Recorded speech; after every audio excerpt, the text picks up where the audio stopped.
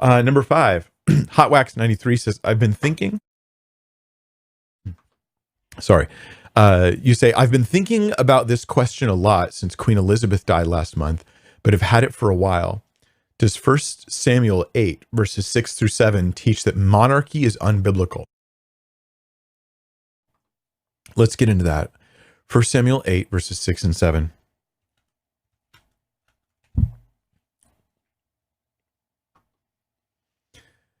Okay, so in the context of this passage, if I remember correctly, is that actually, let me give you a bit of a broader context. Okay, so God has different ways of governing the Jewish people. First, they're brought out of Egypt, and the person who's leading them is ultimately Moses, and then you have other leaders under him. Then they're brought into the promised land, and as they're about to go in, the leadership mantle is handed over to Joshua. Then they go into the promised land and they settle into different locations during Joshua's time.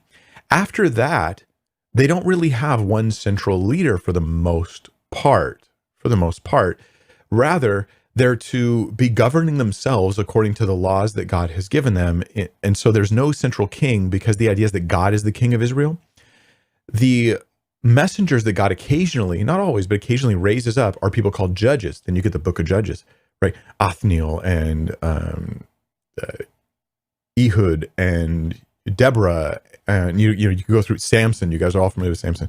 And Samuel is one of these judges. These people they rise up and they just go on a circuit through Israel, handling hard cases that the local government, the city government can't seem to handle. These people will travel around, they'll handle the hard cases, and they'll also bring sometimes messages from God, or they'll lead a military response to oppressors coming from outside of Israel.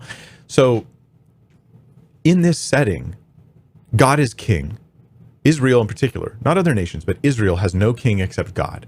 He has representatives like the judges, but no king. That's the idea of the judges.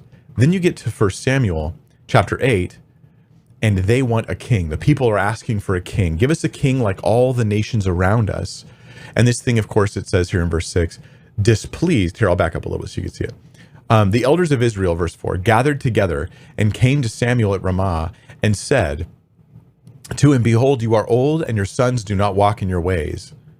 Right? So your sons aren't going to be a good king for us, which they weren't supposed to be. Now appoint for us a king to judge us like all the nations.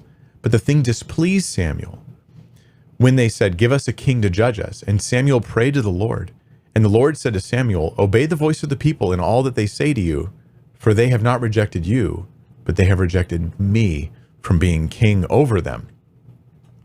Now, what I think has happened here is you've taken this verse and you're wondering, is this true of every nation that has a king? Is it possible that every nation has, by asking for a king, by having a king or queen, they've rejected God from being king over them?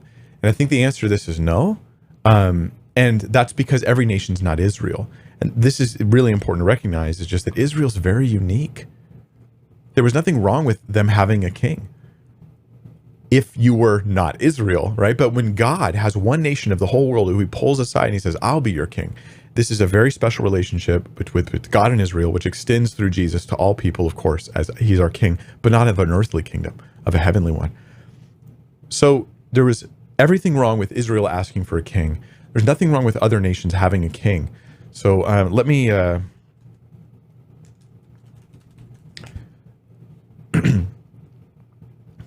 take you to some other scripture here. So 1 Peter 2:17, it says, honor everyone, love the brotherhood, fear God, honor the emperor. You could translate that as king, honor the king.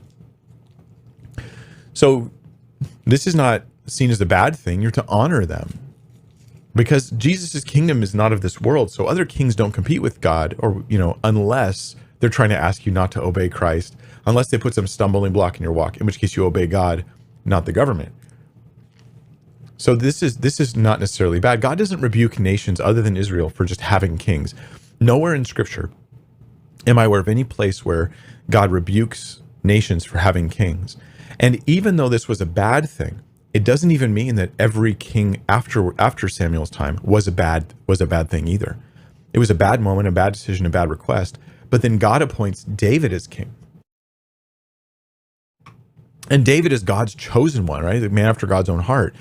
And then God ultimately restores, this is the beautiful part, he restores his kingship over Israel through Jesus when they say Jesus is king. Right? When they come to Jesus, it's God himself being king over them. And God is my king through Jesus, King Jesus, even today. So I hope that helps. It's just that we're waiting on his earthly kingdom to come.